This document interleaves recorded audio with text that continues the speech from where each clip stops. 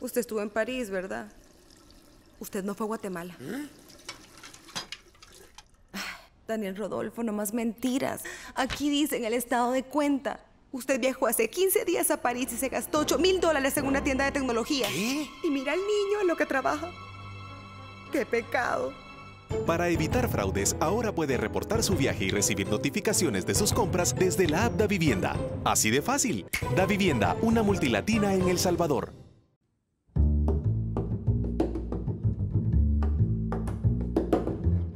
Buenas noches, bienvenidos a Foco. Soy Karen Fernández y estoy en compañía de Saúl Hernández, Arisbel Arismendi y Alberto Arene. Alberto, cuéntenos un poco sobre el desarrollo que hará esta noche de su entrevista. Los retos de las áreas metropolitanas y las ciudades del futuro. Con Kepa Corta, planificador urbano de la ciudad de San Sebastián en el País Vasco. Y les cuento que en Prisma vamos a explicar con datos la propuesta del gobierno para un nuevo acuerdo fiscal para financiar el déficit del presupuesto 2018, el pago de la deuda para el próximo año y también para inversión pública en el periodo 2019-2024. El Ejecutivo está solicitando alrededor de $3.000 millones y bueno, habrá que esperar si Arena aceptará. Muy bien, en Matices les comento que junto a Karen Fernández estaremos entrevistando al político y abogado salvadoreño Rubén Zamora. Recordemos que en los últimos meses la Sala de lo Constitucional ha incorporado importantes reformas electorales a través de sentencias. Hoy queremos conocer si son pertinentes estas reformas y si es necesaria una reforma constitucional para poder tener un amparo respecto a estos importantes cambios en el sistema del país. Bueno, y para iniciar, dos invitaciones más. La primera es que participen de este programa y sigan la transmisión a través de nuestras redes sociales. En Facebook pueden encontrarnos en la página Focos Oficial y también pueden enviar sus comentarios, preguntas y observaciones a nuestra cuenta de Twitter @FocosTV. Y la segunda invitación es para sus amigos o familiares centroamericanos y salvadoreños que viven en Estados Unidos. Pueden ver este programa también los domingos a través de Telemundo Washington a las 8:30 de la mañana. Iniciamos así. Bienvenidos de nuevo a Focos. La posguerra está agotada.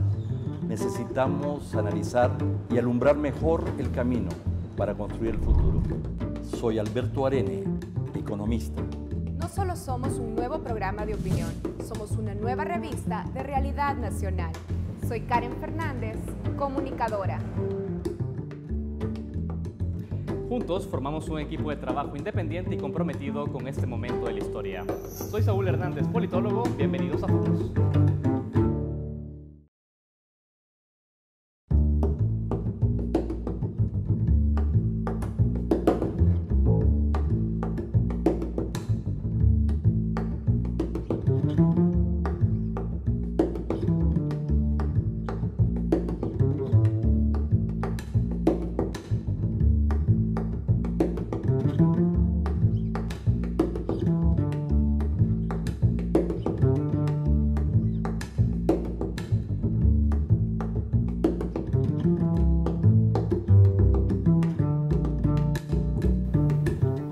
Bienvenidos amigos televidentes a un nuevo episodio de Focos y de su segmento Zoom. Los retos de las áreas metropolitanas y las ciudades del futuro. Este es el tema que nos ocupa esta noche. Congestionamiento vehicular, contaminación ambiental del aire, del agua, del hábitat, pésimo transporte público, alto desempleo y subempleo, violencia e inseguridad generalizada. Esta es la realidad de una parte importante de las áreas metropolitanas, siendo el Gran San Salvador un buen ejemplo. Cómo las áreas metropolitanas, las grandes ciudades, se vuelven inclusivas y competitivas. Cómo se logran ciudades con calidad de vida. Cómo se deciden y planifican las grandes ciudades humanas y sostenibles. Cómo se construyen las ciudades del futuro. Para hablar precisamente de estos temas, tenemos como invitado esta noche a Kepa Corta, planificador urbano, director de la Oficina de Estrategia de San Sebastián en el País Vasco. Bienvenido. Es un gusto tenerte esta noche en Focos para hablar de un tema, de uno de los temas de mayor importancia estratégica para El Salvador, para Centroamérica y ciertamente para el Gran San Salvador. ¿Cómo fue que llegaste? ¿Qué has venido a hacer?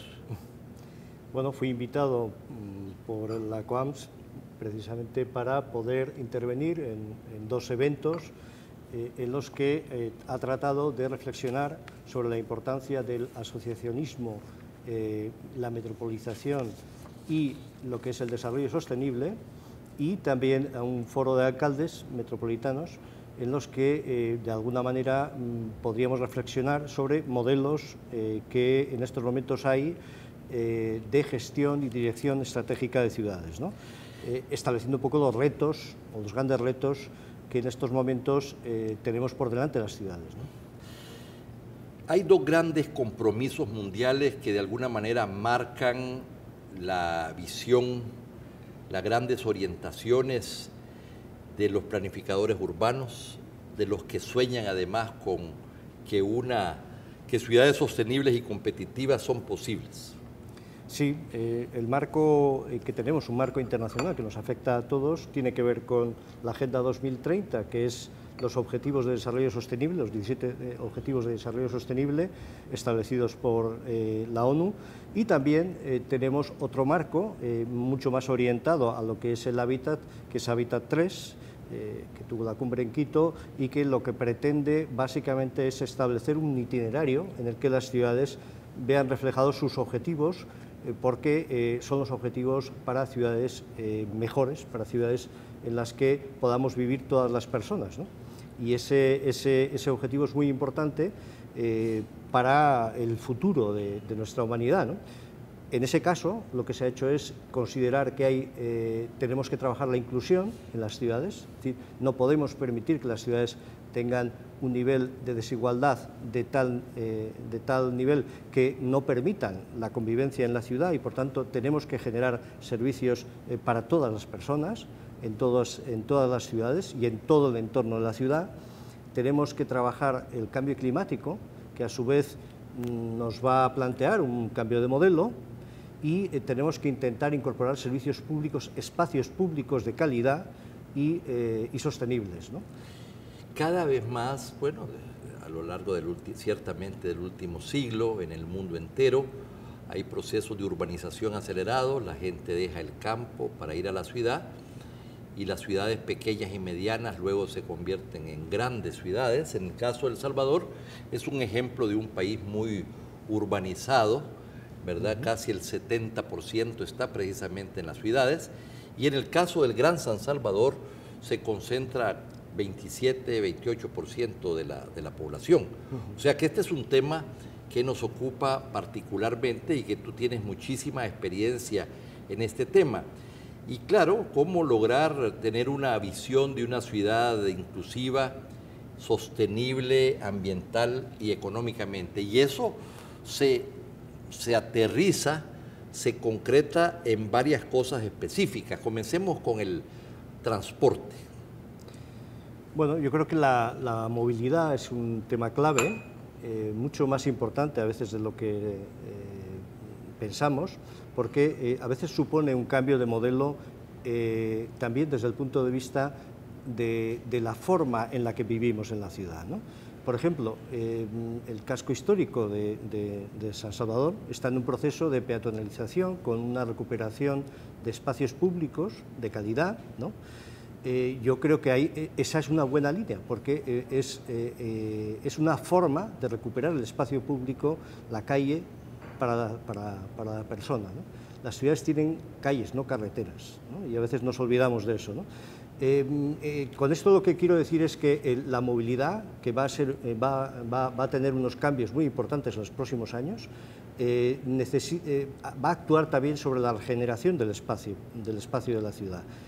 Y lo que desde el cambio climático y desde también los diferentes marcos que se están planteando a nivel internacional nos están diciendo es que tenemos que cambiar el modelo que tenemos actualmente, porque necesitamos reducir las emisiones de carbono, y la movilidad es el paquete probablemente más importante en el que se puede actuar para esa disminución, ¿no?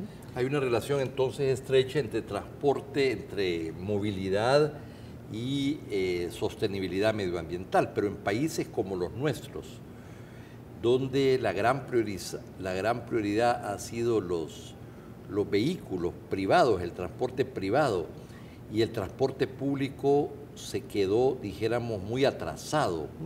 El tema es cómo logras cambiar esto. Claro. Bueno, eso nos ha pasado a nosotros también, ¿no? Quiero decir que nuestra ciudad se ha transformado en los últimos 20-30 años precisamente a través de este tipo de procesos en el que el transporte público ha ido recuperando el espacio que necesita para tener una mayor efectividad. Por ejemplo, hemos incorporado carriles bus, ¿no? Carriles específicos.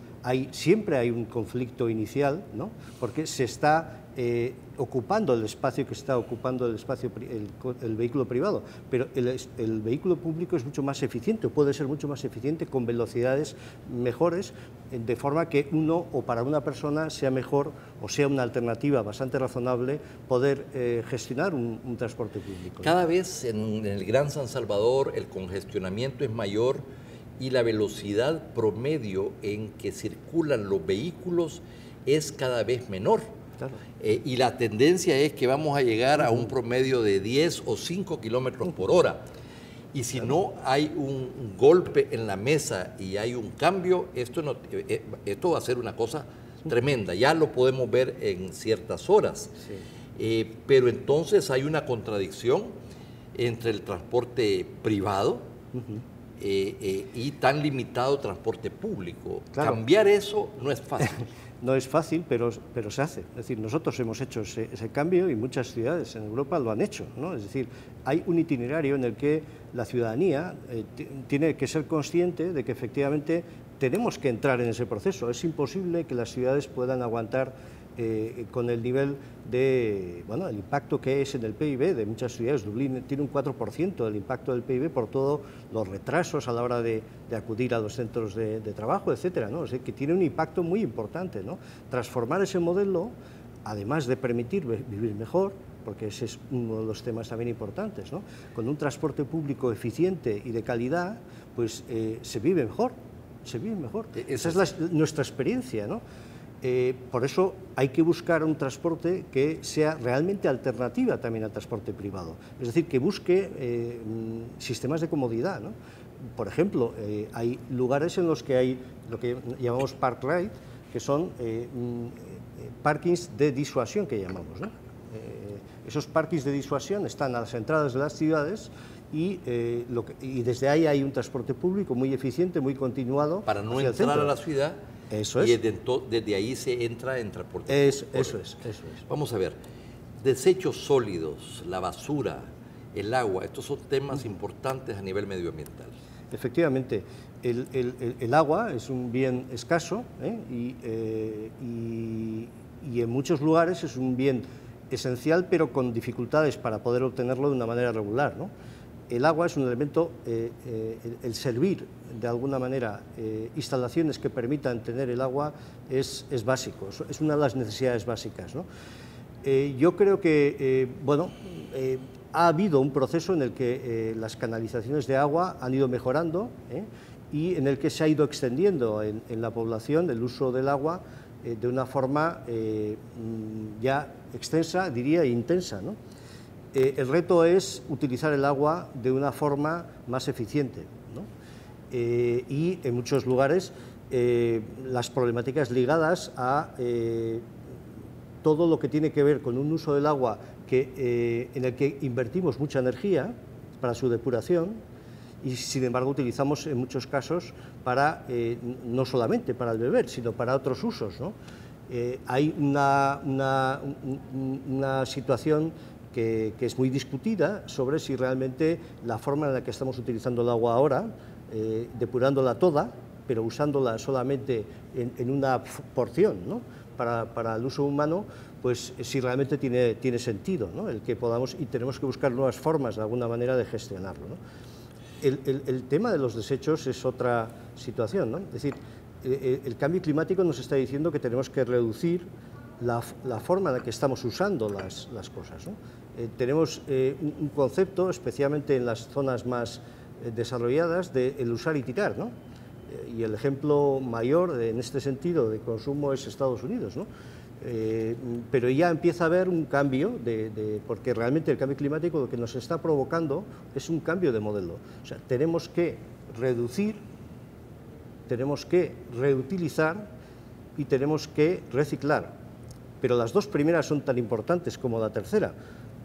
Por ejemplo, hay países como Suecia que ha reducido el IVA de la reparación a la mitad. ¿Cómo el IVA de la reparación? Es decir, el IVA que se aplica a la reparación el IVA es el impuesto de valor añadido, sí. eso es, sí, que se aplica, si vas a reparar, pues va a ser la mitad que el IVA normal. Que son incentivos precisamente. Eso es decir, cómo volvemos un poco a un modelo que es un modelo de nuestros mayores, ¿no? Bueno, todo esto suena muy bien, son grandes aspiraciones, pero la pregunta de todo el mundo es, bueno, ¿cómo se paga eso? ¿Cómo se financia este cambio fundamental que necesitamos hacer? Bueno, ahí hay varias vías. La Cumbre de París establecía unas posibilidades de financiación de los países que en esto del cambio climático han sido menos culpables, por decirlo de alguna manera, ¿no? Los países industriales son los máximos, o somos los máximos culpables, ¿no? Y, bueno, tiene que haber un recorrido en el que haya una financiación en estos países en los que hay más problemas para abordar inversiones, pero también hay una oportunidad, por ejemplo, en esto que he comentado anteriormente, la economía circular. La economía circular es la que lo que pretende es que se vuelvan a reutilizar los materiales, los productos, etcétera, ¿no? Y eso va a provocar o tiene que provocar un cambio en lo que es la legislación de los Estados para provocar de alguna manera también que haya una posibilidad de reparar todos los elementos que compramos, ¿no? Bueno, pero si estamos hablando de que muchos de nuestros países tienen problemas fiscales crecientes, donde tienen elevada deuda pública, que son prácticamente insostenibles, y de repente le traes, ¿verdad? Cientos de millones o miles de millones de dólares de requerimiento adicional para encarar, para enfrentar estos temas fundamentales que han sido históricamente abandonados. ¿Cómo le haces? Claro, es verdad. Bueno, nosotros lo que hacemos es lo hacemos a través de la fiscalidad, es decir, la garantización de los servicios públicos, la garantía de la transformación del modelo se hace sobre la base de la fiscalidad, que es uno de los elementos centrales, ¿no? Yo sí que creo, por eso he mencionado los fondos que a nivel internacional se tienen que generar para ayudar a los países a cambiar ese modelo, pero también hay un trabajo propio de transformar ese modelo a través de actuaciones propias que a veces no son un problema de dinero. Es decir, vamos a seguir hablando precisamente de los temas de financiamiento y de las alternativas que hay cuando regresemos de este corte comercial. No nos cambien.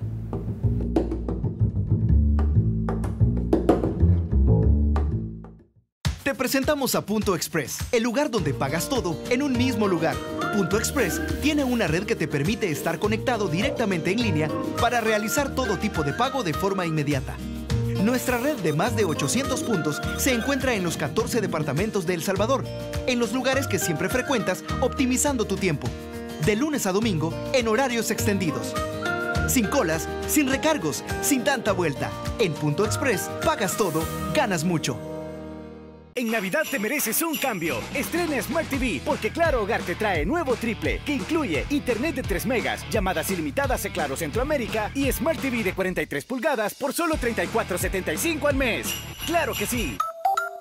En Navidad te mereces un cambio. Estrena Smart TV porque Claro Hogar te trae nuevo triple que incluye internet de 3 megas, llamadas ilimitadas a Claro Centroamérica y Smart TV de 43 pulgadas por solo $34.75 al mes. ¡Claro que sí! Cosas que no sabías del azúcar de caña. El azúcar natural produce energía al instante y esa energía no se transforma en grasa. El azúcar natural es buena y como cualquier otro alimento, debe formar parte de una alimentación balanceada. Nuestro cerebro necesita diariamente al menos un 20% de energía proveniente de carbohidratos como el azúcar natural. Como ves, el azúcar natural es buena y tu cuerpo la necesita.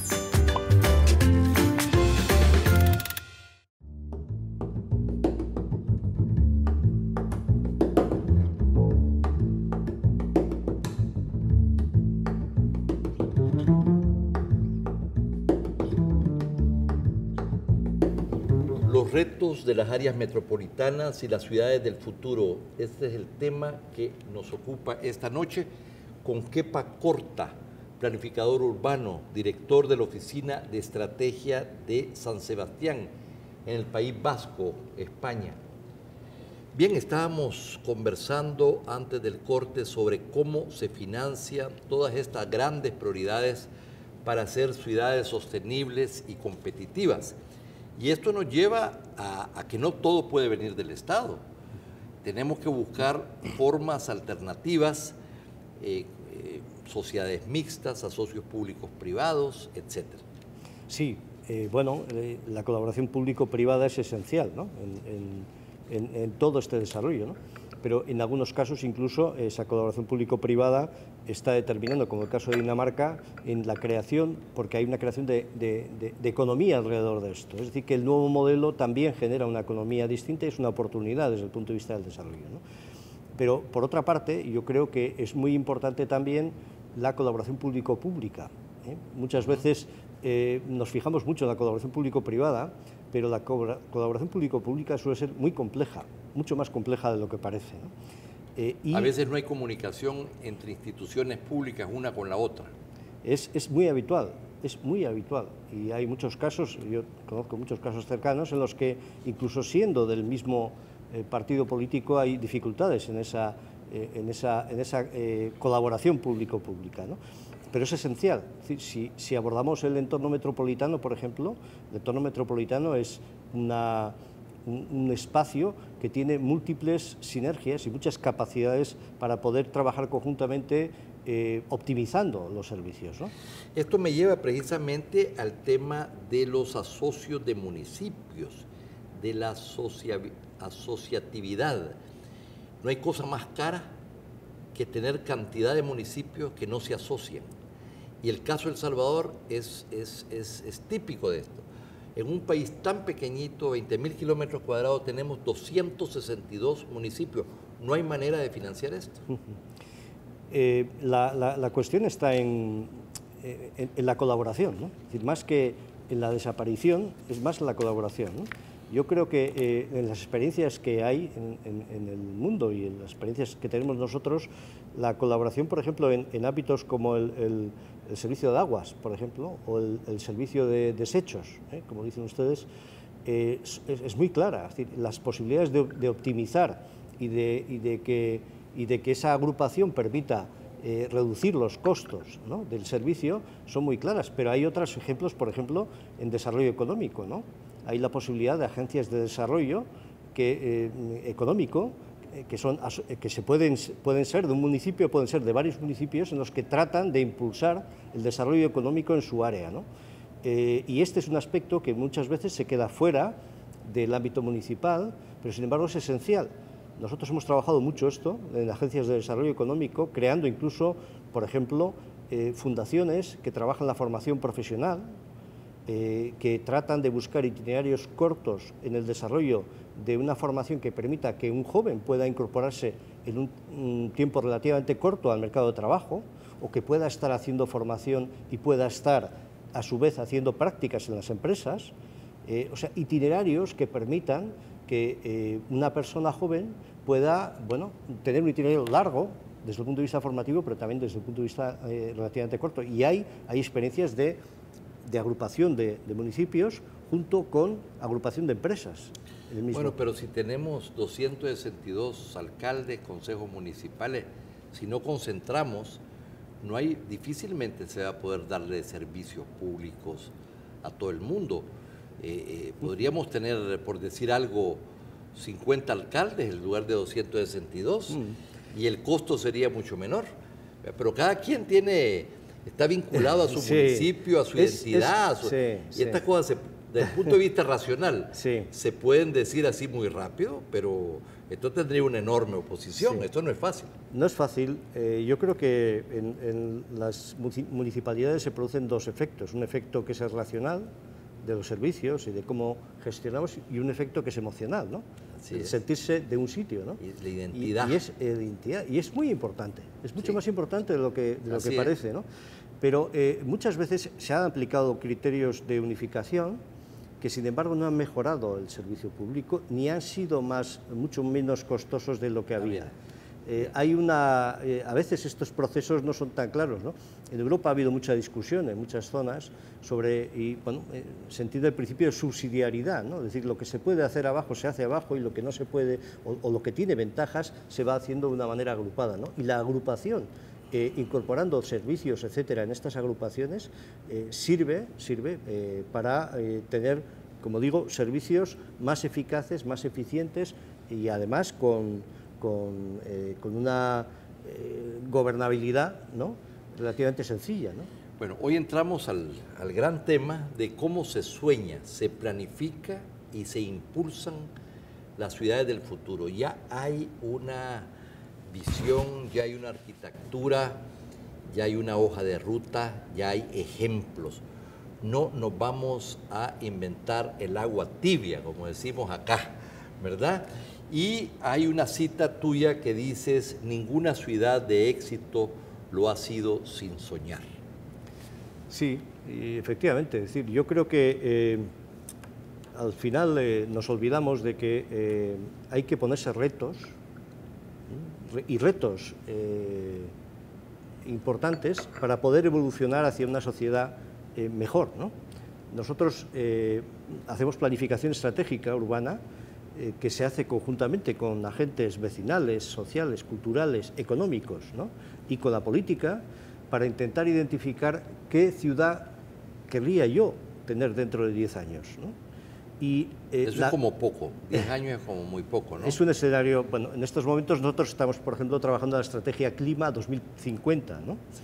Pero lo que permite eso es tener una visión unificada, ¿no?, consensuada, discutida, sobre dónde nosotros podríamos vivir, soñar, o sea, cuál sería la ciudad que nosotros querríamos y de qué manera podemos llegar a ese modelo de ciudad, qué estrategia, qué proyectos necesitaríamos para llegar a ese modelo de ciudad. Pero antes de eso, esa visión del futuro tiene escenarios, tiene indicadores concretos, tiene aspiraciones, claro, aspiraciones que ya se han logrado, dijéramos, en otras partes del mundo. Sí.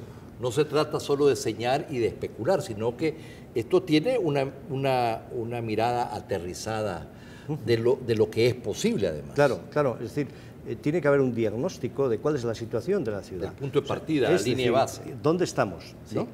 Y a partir de ahí intentar identificar cuáles van a ser las tendencias en los próximos años, por dónde van a ir las cosas. Y los próximos 10 años, 12 años van a ser de muchos cambios. Muchos cambios. La movilidad que hemos hablado también, la incorporación de los vehículos eléctricos en Europa, ya hay decisiones tomadas de en 2025 dejar de vender, o sea, no dejar vender, perdón, vehículos de combustión fósil. Por tanto, los cambios van a venir bastante rápido y por tanto tenemos que ver cuáles son las tendencias, ¿no? Pero en las cuestiones que nos afectan también, por ejemplo, si hay un cambio en la política internacional en cuanto al transporte, incorporando la huella de carbono de un producto, ¿de qué manera afecta esto al mercado de, por ejemplo, las bananas, ¿no? Es decir, las bananas, por poner un ejemplo, sí, ¿no? Es decir, si se consume una banana en Madrid, ¿no?, tiene que hacer un recorrido desde Latinoamérica con un consumo probablemente de CO2 mayor que desde las Canarias, las Islas Canarias, que son las islas que producen plátanos en España, ¿no? Por tanto, hay cambios, o va a haber cambios, probablemente en la forma en la que consumimos, es decir, consumiremos más cerca, ¿no? Y eso tiene consecuencias, a veces positivas y a veces negativas, ¿no? Por tanto, tenemos que ver de qué manera el futuro nos puede afectar, ¿no?, desde el punto de vista de las amenazas, pero también desde las oportunidades, porque se abren nuevas oportunidades también para todos. Diagnóstico, visión de futuro con objetivos y metas cuantificables, estrategia, hoja de ruta, etcétera, pero sin visión del futuro y sin estrategia de futuro, no hay forma de tomar decisiones en el presente. Para mí es muy claro. Yo fui alcalde hace 30 años y hicimos un plan estratégico. Yo desconocía lo que era, pero sí veía que estaba apagando fuegos continuamente, ¿no? Y necesitaba tener una visión a largo plazo. y fue mi primera experiencia en la planificación estratégica urbana, gracias a una persona que me dijo, eso está inventado, ¿no? Y en aquella época es cuando se hicieron planificación estratégica en ciudades como Bilbao o Barcelona o Zaragoza, ¿no? Muchas ciudades españolas, ¿no? La experiencia es de que esa visión a largo plazo es la que permite, de alguna manera, alinear a todos hacia esa visión, ¿no? Y eso se concreta en estrategias, es decir, si yo tengo un sector, por ejemplo, en nuestro caso, ¿no? Tenemos un Festival Internacional de Cine, ¿no? Que es reconocido a nivel mundial, es categoría A, la máxima categoría. Nosotros lo que decidimos es intentar aprovechar ese posicionamiento internacional para intentar crear un sector audiovisual más potente, un sector productivo audiovisual, de producción audiovisual, no solamente nosotros trabajar la exhibición, es decir, partes de tus propias condiciones. Es parte de un eje de desarrollo identificado y de inversión y de crecimiento. Claro.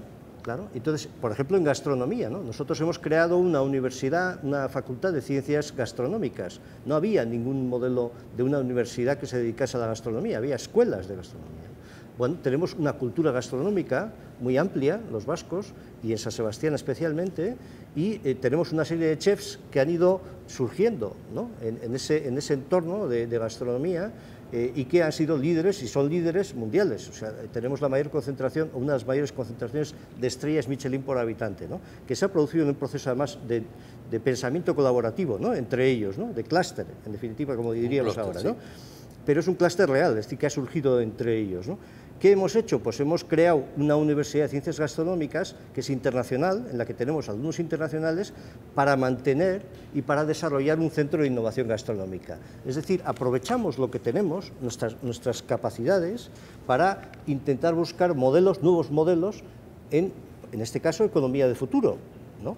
Pero también en servicios, en inclusión, etcétera. Se puede trabajar con una cierta anticipación, ¿no? Nosotros solemos decir que puedes prepararte para el futuro, puedes no prepararte y sufrirlo, ¿no? Y si te preparas para el futuro, puedes prepararte ante los cambios que has identificado, que se van a producir. No siempre es exacto, no es una ciencia exacta, pero parece que, bueno, que sí que se van a producir, pero también puedes proactivamente intentar llegar a ese modelo que tú quieres, es decir, tomando decisiones para decir, yo quiero que la ciudad vaya hacia aquí, y entonces decido, pues por ejemplo, pues, incorporar un parque tecnológico, ¿no? Por decir una figura, ¿no? Claro, destino suelo para hacer un parque tecnológico, y yo ya estoy dirigiendo la atractividad económica hacia un sector. Tendré que apoyarme en universidades, o sea, en unas ciertas capacidades. Bueno, pero si algunas personas creen que el origen último de toda la visión y de los recursos los vamos a encontrar viéndonos el ombliguito, cada quien en su paisito, sin ver el mundo, las experiencias exitosas, sin sacar lecciones aprendidas, sin ver cómo se construyeron estas ciudades sostenibles, estas ciudades del futuro, pues entonces no hay manera de salir de esto. Yo identifico precisamente que este retraso a veces de las élites profesionales, intelectuales, políticas, empresariales mismas, sobre este retraso en la visión y en pensar en grande y tener perspectiva, esto está al origen precisamente del atraso de los países. Y tú ves como entre más desarrollado sea el país, entre más educado, hay toda la priorización de estas visiones de futuro, de la visión compartida, etc. La educación es básica. O sea, la educación es básica. Esa visión compartida requiere de agentes con capacidad de apertura, de intentar identificar nuevos ámbitos, de ser abiertos en ese sentido, ¿no? Y también de ver otras experiencias. Yo creo que nosotros hemos también trabajado viendo otras experiencias, ¿no? Sí. O sea, pero yo, por ejemplo, tengo una visión muy positiva de lo que está sucediendo en América. Yo veo unas nuevas generaciones de personas formadas, preparadas, que tienen inquietud, y que lo he visto aquí también en estos días, ¿no? en San Salvador, ¿no? Yo ya lo había visto anteriormente porque doy clases a través de internet de grupos de direcciones de planificación, pero creo que hay una gran oportunidad en estas personas que tienen una inquietud precisamente por intentar cambiar, ¿no? Sobre la base de nuevos modelos, ¿no? De intentar avanzar, de ponerse ese reto, ¿no? Nosotros, por ejemplo, nos pusimos el reto de la capital cultural europea como medio para poder transformarnos, ¿no? En la juventud y en muchos profesionales jóvenes estamos viendo precisamente eso que tú describes, y esto es verdaderamente una esperanza. Quiero agradecerte tu presencia en Focos esta noche. Yo agradecerles a ustedes y a los salvadoreños en general porque me han acogido excelentemente. Muchas gracias. Mucho gusto. Muchas gracias, amigos televidentes. Esta ha sido una interesante entrevista. No nos cambie, viene Prisma.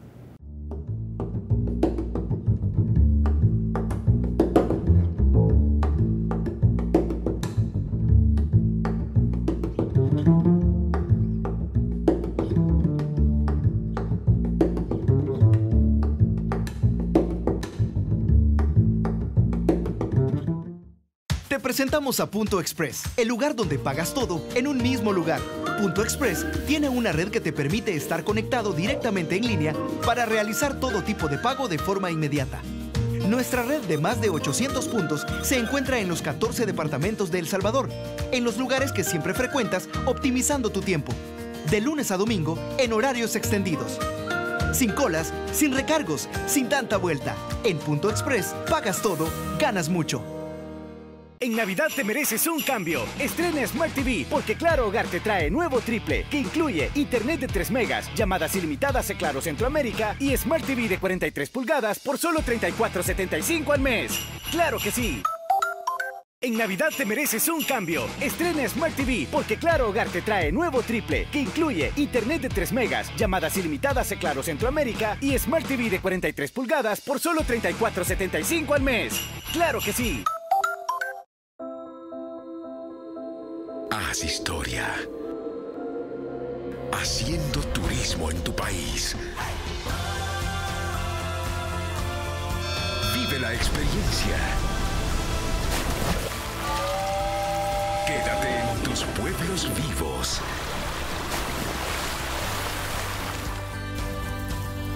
El turismo transforma la vida de la gente.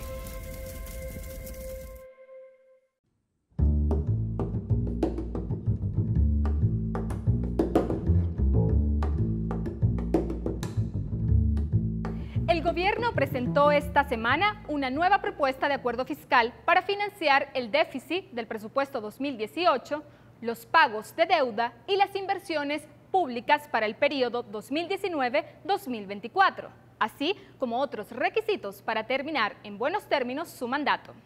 El Ejecutivo está solicitando $3.911.9 millones para cumplir con sus obligaciones, lo que representa 70% del presupuesto anual y cerca del 15% del PIB nacional. Recordemos que en noviembre de 2016, Arena y el FMLN pactaron un acuerdo para financiar $550 millones de la deuda de corto plazo que había que cancelar a mediados de 2017. Y también acordaron formalizar una solicitud de acuerdo con el Fondo Monetario Internacional para que este fuese el garante en el cumplimiento de un ajuste fiscal de 3% de 2017 a 2019, lo que hasta la fecha no ha sucedido. ¿Qué está solicitando esta vez el Ejecutivo? El gobierno solicita una emisión de deuda de aproximadamente $950 millones para el refuerzo presupuestario, de los cuales 550 cubrirán la brecha del presupuesto 2018 y 400 restantes para el presupuesto 2019, lo que significa que el gobierno previene un nuevo déficit para el año de las elecciones presidenciales. Además, requiere buscar financiamiento por $650 millones para cumplir con el pago de las letras del Tesoro Público o deuda de corto plazo a vencerse el próximo año. El Ejecutivo demanda también la renovación de deuda en eurobonos por $1.886 millones, cuyo vencimiento ocurrirá entre 2019 y 2024, y plantea, por otro lado, la aprobación de varios proyectos de inversión pública en salud, seguridad e infraestructura por un monto de $425 millones.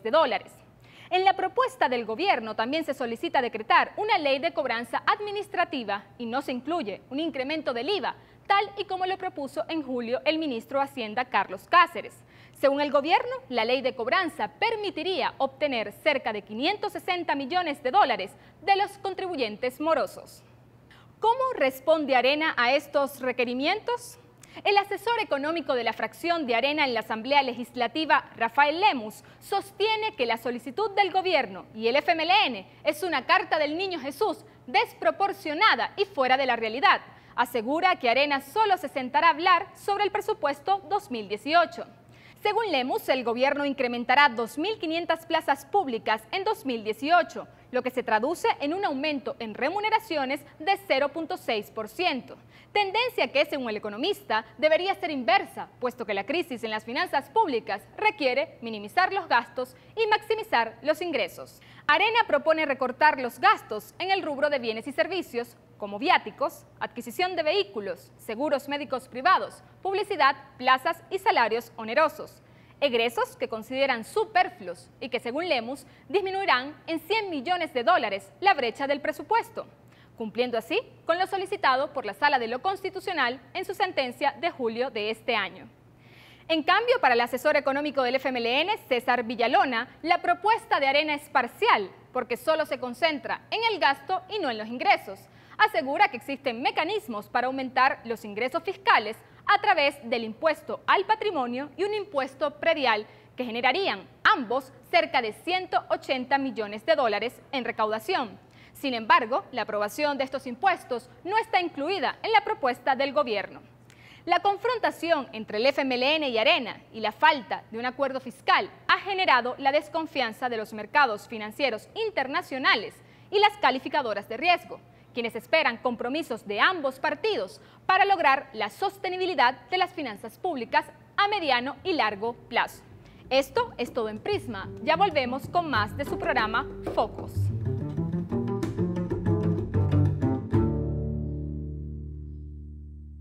Amor, ¿cómo es la clave del banco? Es el cumpleaños de tu mamá. No, es la de mi mail. Entonces es la fecha de nuestro aniversario. ¿Sí pudiste? Sí. ¿Quieres que te ayude?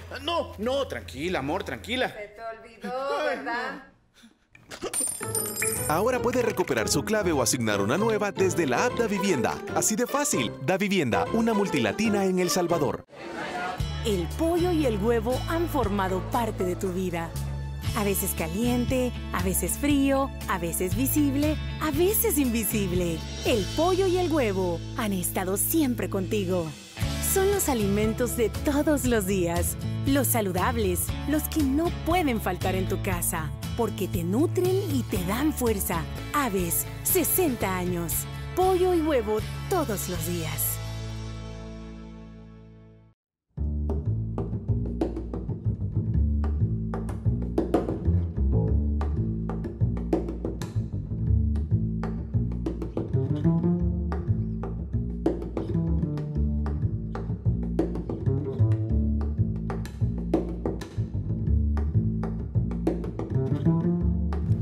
Bueno, Saúl, estamos ya en nuestra mesa de entrevista, Matices.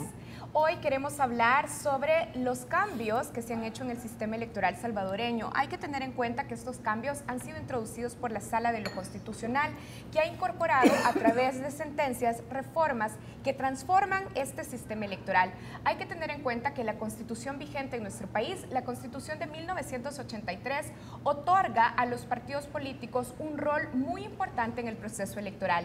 Sin embargo, la Sala ha pretendido de alguna manera disminuir el poder que concentraban solo los partidos políticos, otorgando más poder a los ciudadanos en el proceso. Algunas de estas reformas que ha introducido la Sala a través de sentencias, podemos hablar de ellas: el voto cruzado y la despartidización de los organismos electorales temporales, que son medidas que por un lado han generado en algunos sectores de la sociedad civil, digamos, un buen respaldo, argumentando que estas enmiendas otorgan un mayor control sobre los partidos políticos y la composición de las instituciones de elección popular. Así es, Saúl, la implementación, sin embargo, de estas medidas no ha estado exenta de muchas dificultades y surge el cuestionamiento si estas medidas serán suficientes para revitalizar el sistema democrático de nuestro país. Y sobre estos temas hoy queremos hablar y le damos la bienvenida a Rubén Zamora, abogado, político y ex diplomático salvadoreño. Bienvenido a nuestra mesa. Bueno, Muchas gracias por la invitación y muchas gracias a todos los televidentes y telescuchas que están con nosotros en este programa. Estoy a sus órdenes. Excelente, doctor Zamora. Ya había estado usted en Focos, pero en esta ocasión hablaba con Alberto Arena y ahora queremos nosotros hablar con usted sobre otro tema y específicamente meternos a estos cambios que se ha introducido al sistema electoral salvadoreño. Partimos nosotros esa entrevista de una columna que fue publicada por el periódico digital El Faro, donde usted señalaba que los vacíos del sistema tenían que ser reformados por la Asamblea Legislativa, no por la Sala de lo Constitucional. Y ahí hay un elemento, porque habla de algo denominado la igualdad del voto, el principio de la igualdad del voto. ¿Podría explicarnos ese concepto antes de empezar esa entrevista? ¿Por qué, digamos, el conteo del voto cruzado atenta contra esa igualdad? Mire, es muy sencillo. Primero hay que decir una cosa, que aquí se confunde espantosamente en nuestro país. Creen que la Constitución dice que todos los que votan son iguales. La Constitución no dice eso. Dice que todos somos iguales ante la ley. Ese es el principio del constitucional. La igualdad es del voto, no del votante. ¿Por qué? Porque la Constitución no puede decir que todos los votantes son iguales. Pues unos son ricos, otros son pobres, unos son cojos, otros no son cojos. Somos todos distintos. Entonces, el tema se refiere no al votante, sino al voto. Es decir, al acto y a la estructura que es depositarlo. Eso tiene que ser igual. ¿Qué quiere decir eso? Que el voto, que no pueden haber votos distintos. ¿Por qué? Porque en los sistemas electorales hay diversidad de votos. Ahora en democracia hay voto preferencial, hay voto doble, por ejemplo, que si usted vota por uno, está votando por otro también, o sea, por otro cargo político. Entonces, hay votos especiales, por ejemplo, de que en ciertos países las mujeres tienen una cuota de participación en el Parlamento. Entonces, los votos, aunque salgan poquitos votos, esas mujeres entran, pero eso lo establecen las constituciones. En nuestro país dice simplemente el voto es igualitario, o sea, usted no puede hacer unos más votos y otros menos. ¿Qué es lo que hace el voto cruzado en este caso? El voto cruzado lo que hace es que hayan votos que valen de un modo o de otro modo. Por ejemplo, y este es el problema que hay, ¿verdad? Si yo hago y cruzo mi voto, ya no me lo pueden poner para el partido. Entonces, ¿qué es lo que hace? Que ese voto que yo hago por fulano de tal, que es único, no vale como voto, vale como un 24avo de voto aquí en San Salvador, porque son 24 diputados. En Cabañas, si hago lo mismo, ¿qué significa? Que su voto vale 1/3 de voto, porque en el recuento juntan un cruzado de este para acá, otro votante le echó otro cruzado, otro. Hay 25 que le echaron cruzado a este candidato, por lo tanto le damos un voto. ¿Ya? Eso implica espantosamente el conteo de votos y por eso tuvimos el grave problema en la elección pasada, que fue un desastre, ¿ya? Que no se había visto nunca antes. Antes había fraudes abiertos. Aquí lo que hubo fue dificultad para contar los votos por este fraccionamiento. Y la Constitución no lo permite, dice igualitario. Doctor, ahora usted decía, cuando se fracciona el voto, entonces un candidato para poder acceder, digamos, en el caso de las elecciones legislativas, a una curul tendrá que tener 24 fracciones en San Salvador, para tener la unidad. La unidad. Pero si el ciudadano decide dividir su voto en 24, independientemente de dónde se mueva en la papeleta, al final la sumatoria de esas 24 le suman su voto único. Sí, pero eso usted está suponiendo la voluntad del votante. Y la ley no habla de la voluntad del votante, es el voto. ¿Por qué? Porque no puede hablar y prejuzgar la voluntad del votante. Porque entonces, bueno, si es la voluntad, entonces yo puedo decir, mire, estos señores como son bien ricos, le va a valer su voto, no un 24avo, le va a valer más, ¿ya? Y entramos a lo que fue una superación de todo el proceso democrático, cuando, por ejemplo, en Inglaterra, en el siglo XIX y todavía a principios del siglo XX, estaba el voto censitario que se llamaba. Si usted contribuye con tanto dinero al gobierno, vota. Usted no tiene ese dinero, no puede votar. Entonces ya es desigualdad del votante, ¿me entiende? Ahora, eso es lo que hay que evitar por toda la historia de por qué el voto tiene que ser secreto, igualitario. Pero ¿cómo llegamos ahí? A ver, usted acaba de decir, la Constitución no lo permite. Sí. No hay un marco que ampare el mecanismo de conteo actual que tenemos de voto. Con las reformas al sistema electoral, usted también señalaba en la columna a la que ya se estaba refiriendo Saúl, que la sala lo que pretendía era ampliar la autonomía del votante. Pero la Constitución no solo no lo tiene del todo planteado así, sino que también otorga un rol protagónico a los partidos políticos. Entonces, solo para que lo tengamos claro, ¿considera que hay una clara contradicción entre las pretensiones de la sala con respecto al documento de la Constitución del 83? No hay una violación de la Constitución del 83, no contradicción. La sala no puede entrar en contradicción, ningún ciudadano puede entrar en contradicción. O la cumple o está rompiendo la legalidad. Honestamente, esa es la única alternativa que hay, y en este caso es clarísimo. Mire, el principio que en su sentencia la sala, que es que hay que buscar la mayor autonomía del votante, es un principio democrático, es aceptado por todas partes, ¿ya? Pero no es el único principio para organizar una elección. De lo contrario, llegaríamos a absurdos como el siguiente. Mire, yo hoy estaba ocupado el día de las elecciones, pero aquí vengo a votar a las 9 de la noche. No, señor, si esto se cierra a las 6, ¿y por qué? Mi derecho fundamental es que yo tengo derecho a votar y por lo tanto recíbame el voto. Hacemos una changoneta del sistema electoral.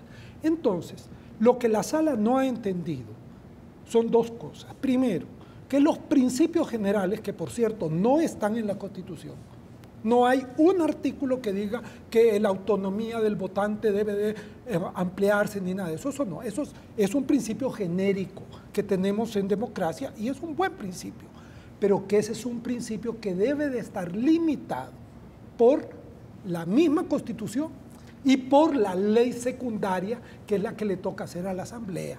Acuérdense el artículo 209. La ley establecerá, la ley, cuando dice la ley es la Asamblea, que es la única que puede dar leyes, ¿verdad?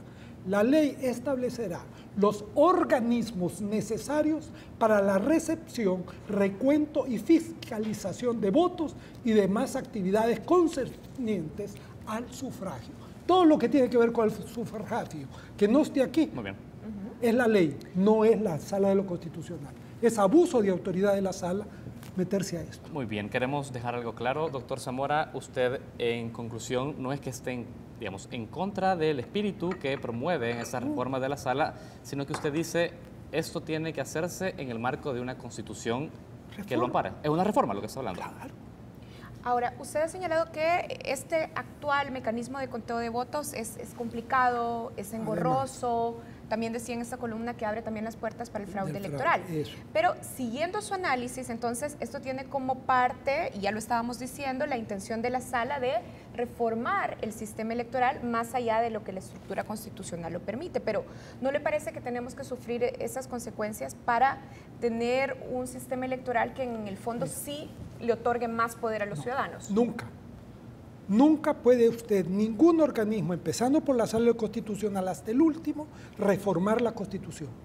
La Constitución solo se puede reformar de una manera que está en la Constitución en los artículos finales. Y desde la Asamblea Y es desde la Asamblea, los periodos de la Asamblea, un número de... Hay un montón de cosas necesarias ahí para eso. Eso es el marco constitucional. El gran problema de esto es que hay un problema de fondo con esta sala de lo constitucional. En las salas constitucionales hay, dijéramos, varios tipos. Está el tipo nuestro, que es un tipo de que la sala tiene que enmarcarse estrictamente dentro de la Constitución. Fíjese que dice que la sala es para declarar en forma general y obligatoria cuando haya una violación de la Constitución. Ellos no pueden ir más allá. Ellos lo único que pueden decir, mire, esto es inconstitucional. ¿Vean? Que lo confunde con el sistema alemán. Si usted ve ya es de abogado, ¿verdad? De las sentencias de ellos, citan los autores alemanes, pero en Alemania la Constitución, la Carta Fundamental del pueblo alemán, ¿verdad?, esa le da a la Sala Constitucional dos funciones. Declarar lo que está en contra de la Constitución y segundo, interpretar la Constitución. Eso no lo pueden hacer aquí porque solo la Asamblea Legislativa tiene la función de interpretar la Constitución. Ahora, ese es el problema. La Sala puede señalar, y lo ha hecho de facto, ha señalado, nosotros no estamos reformando la Constitución, expulsamos del ordenamiento jurídico nacional artículos del Código Electoral que riñen contra esta intención de darle mayor libertad al votante. Usted, Asamblea Legislativa, haga las reformas pertinentes para poder garantizarle al votante mayor libertad. Ese puede ser el argumento de la Sala. Pero no es ese. Por ejemplo, cuando la Sala, yendo a otro caso, porque esto se refiere, se le ordena que los que están afiliados a partidos políticos no pueden ser miembros de los organismos electorales, está violando la Constitución clarísimo. Miren lo que dice la Constitución, además de lo que yo le leí, ¿verdad? De que la ley es la que lo debe de hacer, pero ¿qué le dice a la Asamblea la Constitución? ¿Vea? Y cuidará, le dice, de que estén integrados de modo que no predomine en ellos, en los organismos electorales, ningún partido o coalición de partidos. ¿Cómo podés sacar de un organismo a los partidos cuando la Constitución dice, no, lo que tiene que ver es que no predominen, o sea, tienen que estar en el organismo, pero no puede haber predominancia de uno solo? Eso es de la más elemental lógica, no jurídica, de lógica de sentido común. Sin embargo, la Sala, como está prendida de ese su principio de que hay que habilitar al votante, entonces se olvida de lo que la Constitución le ha dicho. Pero usted está de acuerdo que no los puede sacar. ¿Usted está de acuerdo en que el sistema electoral salvadoreño sí necesita reformas que den más poder a los ciudadanos? Por supuesto, y hay un montón de ellas, y yo coincido, por ejemplo, con el espíritu de la Sala, de que, por ejemplo, hay que tratar de separar claramente la función jurisdiccional, o sea, son tribunal, por eso se llama, de la función de manejo de la elección. Esto es lo más avanzado. Mire, es que hay tres sistemas de cómo manejar elecciones. Uno es el que teníamos antes, Propatria, PRUD, PCN, en que el Estado, el gobierno, controlaba todo el sistema. Eso es antidemocrático. Eso se da en los países que aplican el sistema de partido único, por ejemplo en Cuba. Eso no es democrático. Segundo sistema, es decir, no, mire, no solo un partido, para que haya igualdad, mejor metamos a los partidos, porque entonces, como ellos todos tienen el mismo interés, son vigilantes mutuamente. El 83, en la Constitución está el 83, se introduce ese sistema. ¿Pero por qué? Porque introduce el sistema de los partidos y entonces lo refuerza la Constitución. Hay cosas que están en la Constitución que a mí no me gustan, pero no importa que no nos gusten, mientras no la cambien. Perfecto. Es la Constitución y la obligación de la Sala es cumplirla, no andarla cambiando con subterfugios que no están muy claros. Porque creo que el artículo debieron de haberlo leído enterito y de ahí sacar esto que no podían sacar a los partidos políticos. Doctor Zamora, tenemos que hacer la primera pausa de esta entrevista. Vamos a dejar planteado ya de alguna manera esta inquietud que al volver de la pausa queremos resolver con usted, y es sobre este optimismo de que la Asamblea Legislativa, conformada por dos partidos mayoritarios que tienen poder, ahora tendrían que ceder a una reforma que se los restaría. ¿Cómo puede lograrse hacer esa reforma? Es algo que vamos a discutir con usted al volver de la pausa. Ya regresamos.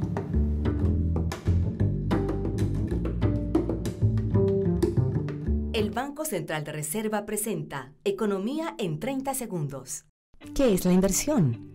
Es el gasto realizado en bienes para producir otros bienes. Existen dos tipos de inversión, la privada y la pública o del Estado. Del ahorro de las empresas, las familias, el gobierno y del resto del mundo se pueden hacer las inversiones, que fomentan el crecimiento económico, generan oportunidades de empleo y permite al Estado proveer más bienes y servicios públicos. El Banco Central calcula y da a conocer a la población la evolución de la inversión privada y pública. Esto ha sido Economía en 30 segundos. La verdad es la fuerza más importante de una sociedad. La verdad se comparte presentando los hechos con imparcialidad. La verdad la comparte un equipo comprometido, documentando cada momento clave de la historia. La verdad trasciende barreras, y juntos tenemos el poder de compartirla. Compartamos juntos la verdad.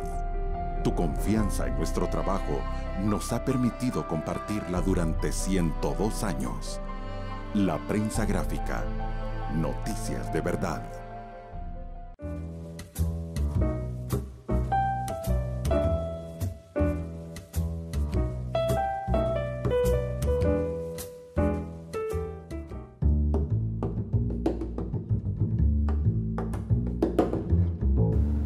Estamos de regreso en Matices. Saúl y yo esta noche estamos conversando con Rubén Zamora, abogado, ex diplomático salvadoreño y también político salvadoreño.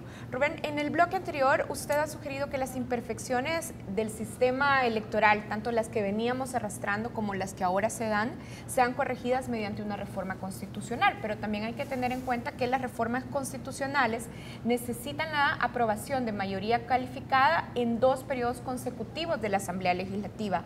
¿Por qué usted es optimista y piensa que Arena y el FMLN aprobarán una reforma que les quita poder? Bueno, mire, quizás sea un poco por mi tradición, ¿verdad? Cuando nosotros empezamos a hablar de solución política, nos decían que estábamos locos, ¿verdad? Que eso era imposible. Bueno, fue posible, tomó tiempo, ¿ya? Ahora no estamos enfrentando una guerra, lo que estamos enfrentando es una crisis del sistema de partidos políticos y del sistema de la Asamblea Legislativa. Fíjate que los pongo a los dos por doble razón. Primero, los acuerdos de paz modificaron bastante el Poder Ejecutivo, modificaron el Poder Judicial en su cúpula, el cambio importantísimo, claro. ¿Ya? Y la Asamblea Legislativa como que no existía.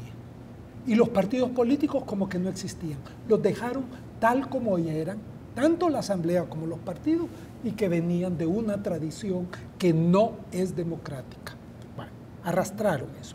Primera razón, ¿verdad?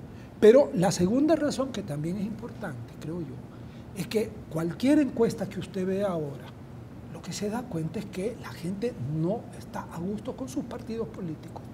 62%, 64%, cuando les preguntan, bueno, ¿quiere usted que gobierne el FMLN? No. ¿Quiere usted que gobierne Arena? No. ¿Ya? Y hay un montón de indicios que hay una crisis de los partidos políticos. Pero ¿y usted ve en los partidos políticos disposición en el corto plazo? Porque los partidos políticos y sus representantes conocen estas encuestas, claro, sí. Pero lo que vemos tradicionalmente en sus discursos es un enquistamiento en sus posiciones. Entonces, ¿usted ve algunas señales de que en el corto plazo podríamos esperar acuerdos que se mantengan para reformar el sistema electoral, acuerdos que vengan de los partidos que han concentrado el poder? Yo creo que esa es la pregunta del millón.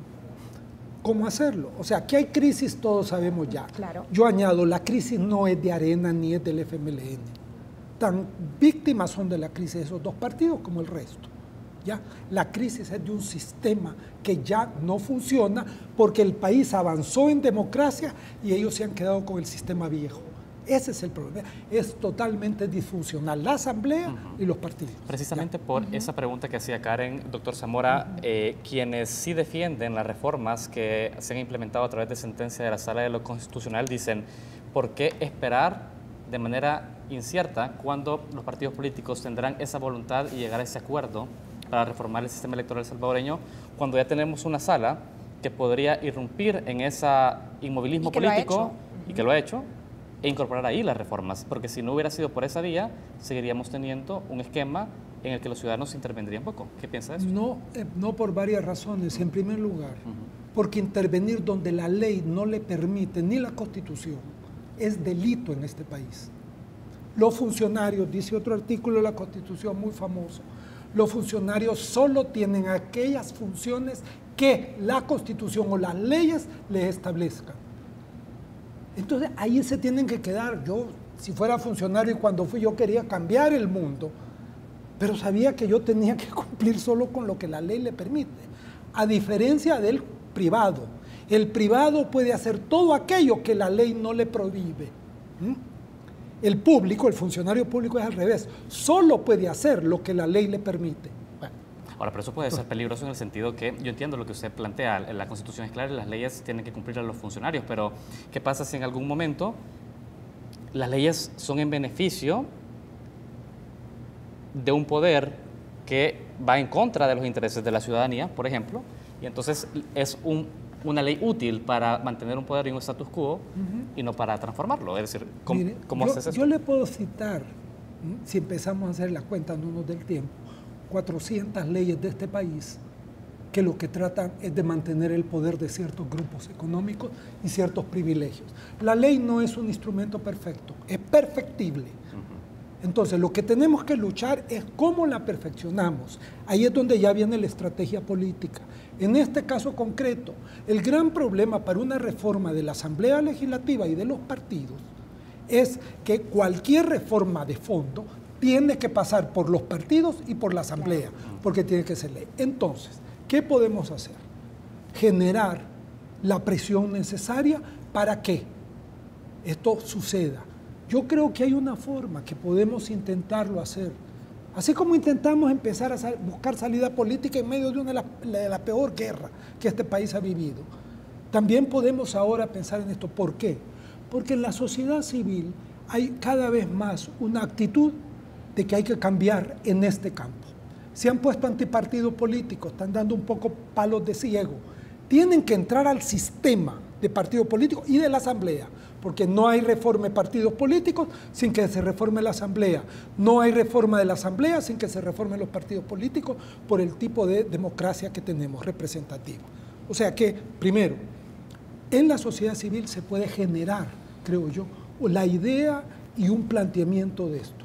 Segundo, dentro de los partidos políticos, incluso los grandes, y esto se lo digo por mi experiencia, pues de que yo platico con mucha de esta gente, hay una actitud entre muchos de ellos de decir, señores, si seguimos por este camino, vamos a terminar como Guatemala, ¿verdad?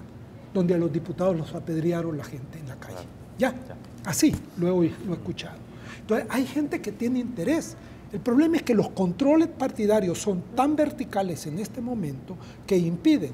Pero si hay un movimiento en la sociedad civil, si hay un movimiento incluso de personas dentro de los partidos o diputados, porque yo se lo he escuchado a diputados esto, creo que podemos generar la masa de fuerza necesaria como para que el resto de diputados y las direcciones de partido entiendan que tienen que cambiar. En este periodo particularmente tuvimos algunos diputados que se atrevían a desafiar, pues tenemos el caso de Arena, diputados que pasaron a ocupar espacios importantes en las agendas públicas porque precisamente proyectaban un discurso que intentaba desafiar a su cúpula partidaria, el verticalismo partidario.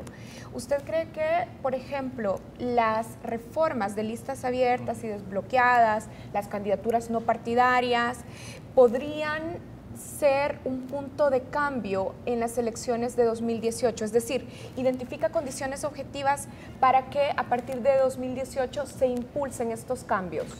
Eso habría que ver la composición que salga de la Asamblea.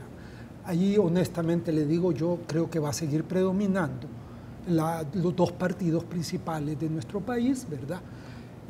No veo signos de renovación mayores, ¿verdad? Más bien es una cosa que se lo platican a nivel privado, ¿verdad? Hace, creo yo, falta todavía mucho esfuerzo. Mire, cuando se llegó a la solución política, como toda negociación, y esto va a ser una negociación de hacerse, son 3 negociaciones. En la mesa, eso es la asamblea entre los partidos políticos. Debajo de la mesa son actores que, sin ser de la mesa, empujan y presiones internacionales, etc. Y, lo más importante, fuera de la mesa, la presión del conjunto de la sociedad para cambiar. ¿Por qué tuvo éxito la negociación salvadoreña? Porque los 3 elementos se dieron. ¿Por qué la solución política de Guatemala fue rechazada? Porque no estaban los 3 elementos. Entonces, aprendamos las lecciones del pasado, generemos los 3 elementos en nuestro país, eso va a tomar tiempo, pero hagámoslo. Tengo 2 preguntas al hilo. La primera es, ¿usted identifica en las sentencias de la sala la necesidad de, o más bien, la intención de debilitar a los partidos políticos salvadoreños? Es obvio, pues. Yo no sé si lo hacen conscientemente o no, pero hay una actitud, creo yo, de que los partidos políticos abusan, tienen demasiadas cosas, ¿verdad? Y lo peor es que los están atacando donde no deberían de atacarlos, porque es la Constitución la que les da eso.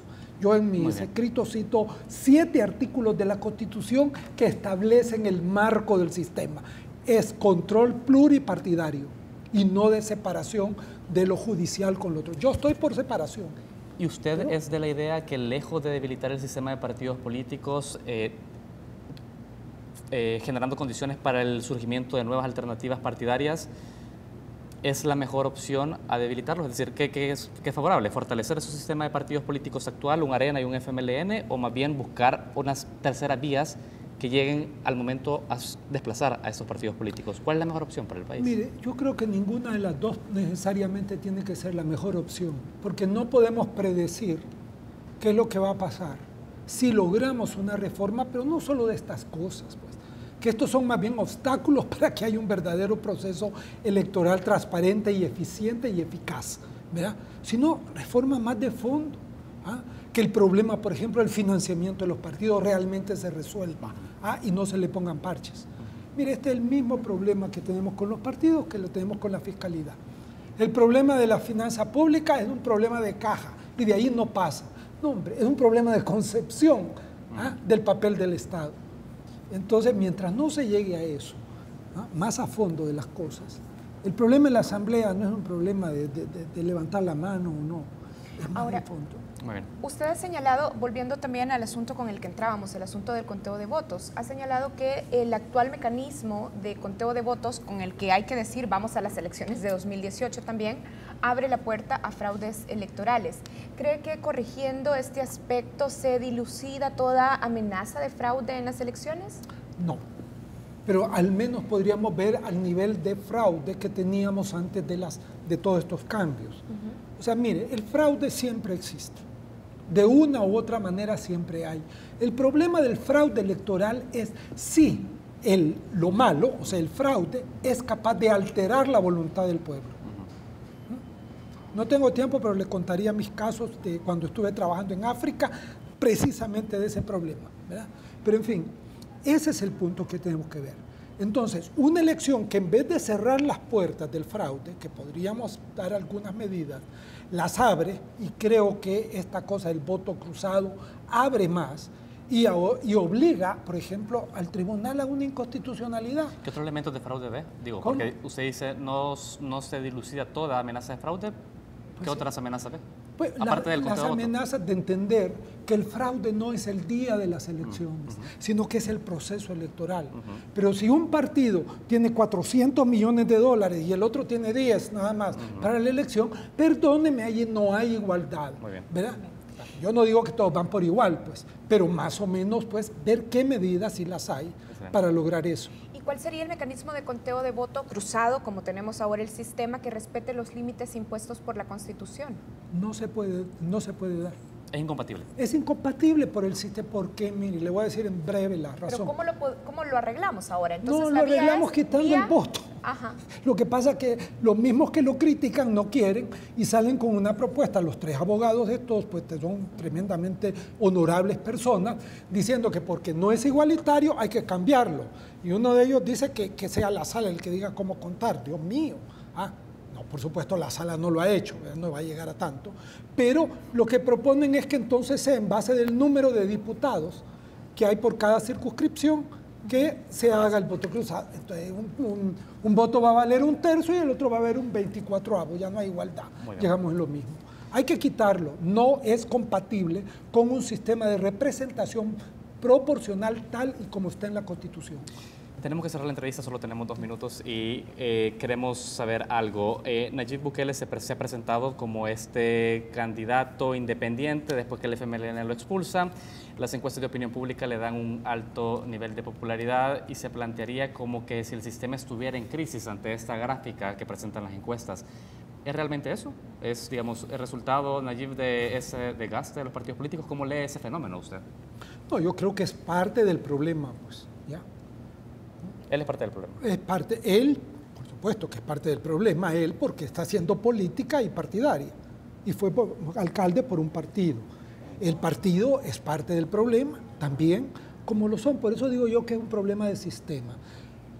Decir qué va a pasar dentro de 2 años, en este caso yo me niego rotundamente, porque lo más probable es que me voy a equivocar. Y no quiero que dentro de año y medio me digan, mire, si usted decía, ¿verdad? ¿Por qué? Porque es totalmente incierto. Ahorita podrá tener eso. Bien. ¿Quién le garantiza que dentro de año y medio va a tener el mismo ranking o lo va a tener más grande? ¿Ah? Entonces no podemos juzgar, no tenemos experiencia de candidatos ilustrados que salen independientes, sin estructura partidaria, frente a un sistema con 2 partidos que tienen una pesadísima estructura a nivel nacional. Entonces, todas estas cosas hay que tomarlas en cuenta. ¿Hasta qué punto ha llegado la crisis de los partidos políticos? ¿Estamos como en Guatemala o todavía no hemos llegado ahí? ¿Me entiende? Todo eso hay que verlo y hay demasiado para pronosticar ante eso. Bien. Bueno, queremos agradecerle a Rubén Zamora por habernos acompañado esta noche.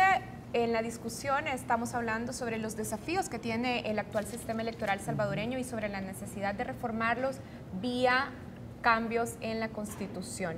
Gracias, Rubén, por habernos acompañado y gracias a ustedes que siguieron la entrevista de Matices. Todavía no terminamos en Focos, volvemos con más.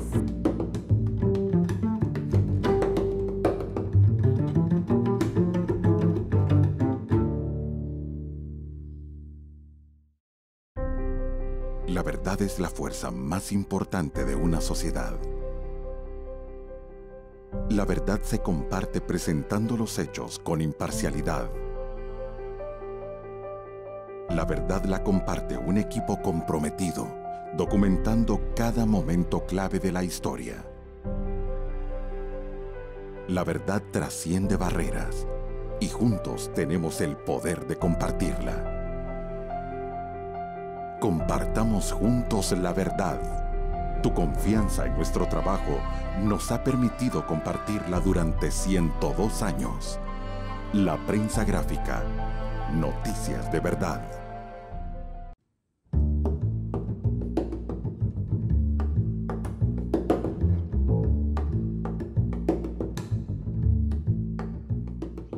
Bienvenidos a Reflejos, el segmento de análisis internacional y de salvadoreños en el exterior. Hoy nos complace presentar la labor de una mujer salvadoreña que actualmente promueve nuestra identidad, cultura y raíz artística en los Estados Unidos. Ella es Janet Noltenius, directora de la Casa de la Cultura de El Salvador en Washington, institución fundada en 2015 gracias a un esfuerzo ciudadano de un grupo de salvadoreños en los Estados Unidos. Conozcamos cuál ha sido su trayectoria y cómo ha logrado impulsar esta iniciativa. Veamos.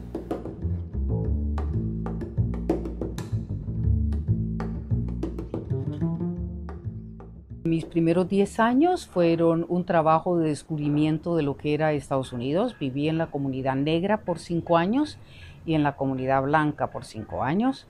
Estudié y saqué una maestría en psicología clínica y desarrollo organizacional. Y luego me regresé a El Salvador, donde trabajé hasta 1981, donde salgo del país con destino a Francia, y en Francia estudio una maestría en desarrollo económico y social y un doctorado en ciencias sociales. Y es después de haber pasado 10 años fuera de Estados Unidos que regreso en 1986 a vivir en Washington.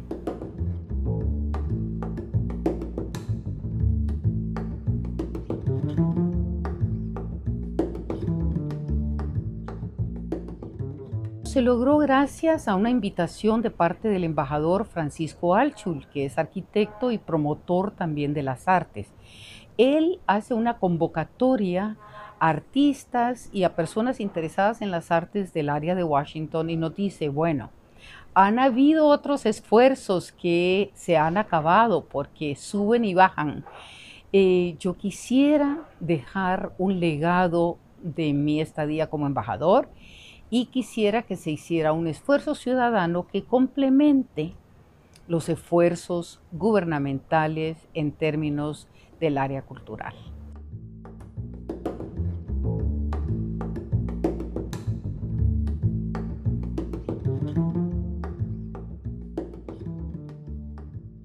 pasamos un año creando una organización sin fines de lucro con una junta directiva, porque eso no se hace de la noche a la mañana.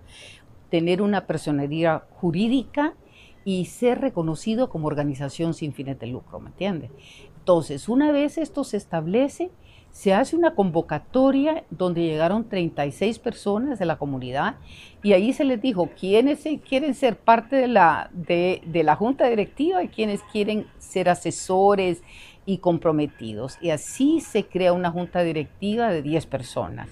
Entonces, el primer lanzamiento lo comenzamos con un evento en la embajada en honor a Roque Dalton, donde tenemos la gran ventaja que habíamos hablado con el MUPI, que tiene unos afiches bellísimos sobre los poemas de Roque, y Ana Patricia Rodríguez, una profesora universitaria de la Universidad de Maryland, nos hace una presentación sobre su vida y su obra.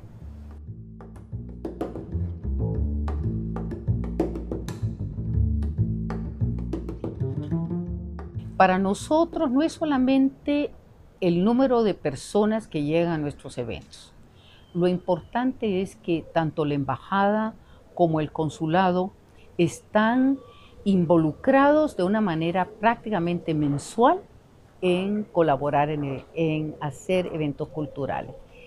Y para nosotros también es poder reinsertarnos dentro de las instituciones existentes, porque las instituciones, las universidades, las escuelas, los centros de educación de adultos tienen muchos salvadoreños y les hace falta el conocimiento de qué es El Salvador, cuál es su historia, cuál es su cultura, cuál es su dinámica, cuáles son las relaciones sociales, y quieren conocer. Entonces, trabajamos con ellos para hacer exposiciones de arte, llevar teatro, llevar cine y muchos poetas y escritores.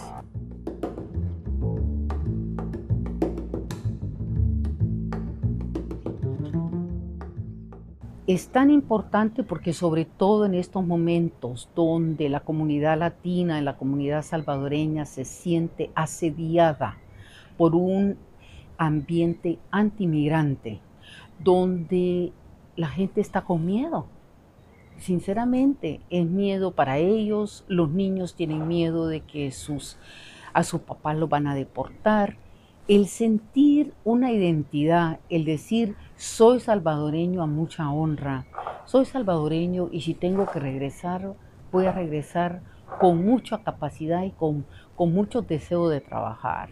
Sí, eso, la identidad y la visión de sí mismos como gente exitosa. Es posible que la sociedad me rechace, pero el éxito es lo que marca mi estadía en Estados Unidos.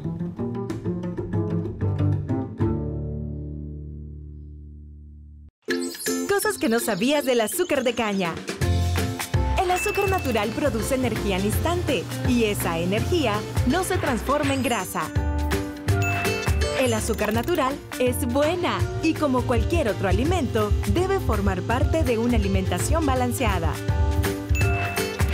Nuestro cerebro necesita diariamente al menos un 20% de energía proveniente de carbohidratos como el azúcar natural. Como ves, el azúcar natural es buena y tu cuerpo la necesita.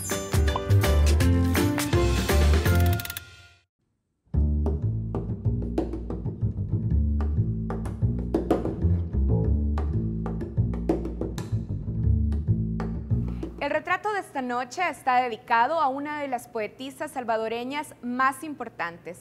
El Museo de la Palabra y la Imagen, el MUPI, nos presenta a Claudia Lars. La obra poética de Claudia Lars está impregnada de delicadeza y además perfección poética. Con este retrato dedicado a Claudia Lars, cerramos la emisión de Focos de esta noche. Les invitamos a que vean un resumen de este programa los miércoles a las 6 de la tarde aquí en Canal 33. Gracias por acompañarnos. Claudia Lars es el seudónimo literario de Carmen Brannon Vega, quien nació en Armenia, Sonsonate, el 20 de diciembre de 1899. Su padre, de origen irlandés, y su madre, salvadoreña. A los 20 años de edad, publicó sus primeros poemas y luego se radicó en Nueva York, donde contrajo matrimonio en 1923. Vivió en Costa Rica, México y Guatemala. En 1946 retornó a El Salvador. Desarrolló una amplia labor poética, tanto clásica como vanguardista, caracterizada por el dominio de la métrica, la profundidad en la expresión de sus sentimientos y pureza del lenguaje, que la sitúan como una de las más grandes exponentes del ámbito poético hispanoamericano. Sus trabajos de poesía y crítica fueron publicados en las principales revistas y periódicos del país durante varias décadas. Directora de la revista Cultura, ganó diversos certámenes como el primer premio de los Juegos Florales de Quetzaltenango en 1965. Esta noche recordamos uno de sus poemas dedicado a la memoria ancestral, a nuestros niños indígenas. Moreno el dormido, quisiera saber quién le dio en las venas su color de nuez. Quizás el terrón de oscuro poder o el búho nahual por indio tan fiel. Y van los caminos de Izalco a Petén y verde sin ley entre mariposas. Pueblos fugitivos tienen que correr y van tras su huella cascos en tropel. Entre miedos y largos no sabe qué hacer y se vuelve el niño de muda niñez. De Claudia Lars, el poeta Ricardo Lindo escribió: no solo fue una de las primeras mujeres en consagrarse a las letras, que eran, cuando ella comenzó, terreno privado de los hombres, sino que además se anticipó a su tiempo destruyendo esquemas y atacando prejuicios. Finalmente, el espíritu de Claudia Lars alzó vuelo. En San Salvador, un 22 de julio de 1974, esta insigne salvadoreña nos dejó la impronta de su poesía y su apasionada prosa de amor por El Salvador.